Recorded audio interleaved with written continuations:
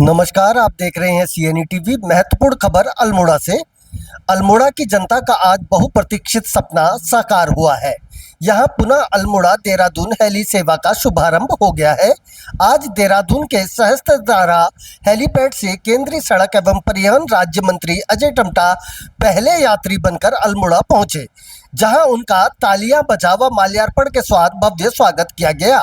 Heli सेवा से अल्मोड़ा पहुंचे केंद्रीय राज्य मंत्री अजय टम्टा ने कहा कि अल्मोड़ा में हेली सेवा की शुरुआत होने से पर्यटन को बूस्ट मिलेगा, जबकि गंभीर मरीजों को देहरादून पहुंचने में काफ़ी आसानी होगी। वहीं अल्मोड़ा के विधायक मनोज तिवारी ने हेली सेवा शुरू करने के लिए धामी सरकार को धन्यवाद दिया। साथ ही कहा कि इससे पर्यटन को बढ़ावा मिलेगा।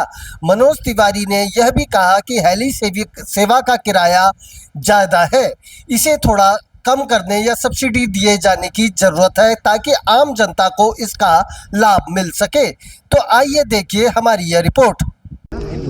पूरे उत्तराखंड राज्य के अंदर जिस प्रकार से हमारी हवाई सेवाओं का शुभारंभ हुआ है और लगातार जब से हमारी सरकारें बनी, चाहे जनरल खंडूरी जी के टाइम में पहली बार हमने जौलीगढ़ हवाई अड्डे को जोड़ा रनवे से, और उसके बाद फिर हम लगातार इस प्रयास में रहे कि किसी तरीके से जो हमारे तीर्थ स्थान है वो सब जुड़ें, और इसी प्रकार से केदारनाथ, बद्रीनाथ की तरफ को और बाकी भी हमारे देव स्थानों को भी जोड़ने का प्रयास रहा है।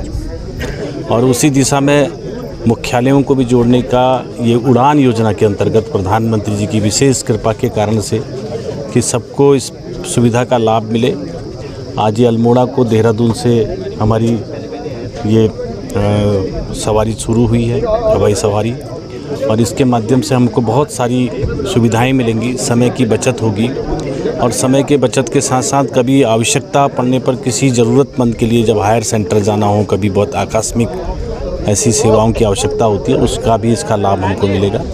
ये अल्मोड़ा के लिए सौगात है कि हम 1 घंटे में अल्मोड़ा से अपनी राजधानी देहरादून पहुंच पाएंगे, जहां हमें ज़्यादा लंबा सफ़र 10-12 घंटे का सफ़र तय करना होता है, उसका हमको ये लाभ मिला है।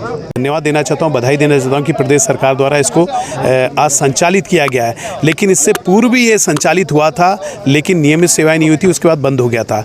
मैं एक और सरकार को बधाई देना चाहता हूं, लेकिन माननीय मुख्यमंत्री जी से और पर्यटन मंत्री जी से अनुरोध करना चाहता हूं कि जो नियमित सेवा है, ये नियमित सेवा यहाँ पर संचालित हो, जिससे लोगों को सुविधा हो सके, यहाँ का पर्यटक व्यवसाय बढ़ सके, यहाँ के जो मरीज जिनको तत्काल उसकी सेवा मिल सके उसके लिए जा सके। लेकिन एक शंका हो रही है कि जो किराया है बहुत ज़्यादा है, और मेरी सरकार से मांग है कि सरकार ने इस किराए को न्यूनतम करना चाहिए, 2500 रुपये से 3000 रुपये करना चाहिए, और सब्सिडी सरकार को देनी चाहिए, और जिस तरह से कि ये नियमित ही अपनी सेवाएं प्रदान कर सके। एक शंका उत्पन्न हो रही है कि क्या ये नियमित अपनी सेवाएं दे पाएगा, नहीं दे पाएगा, क्योंकि किराया बहुत ज़्यादा है।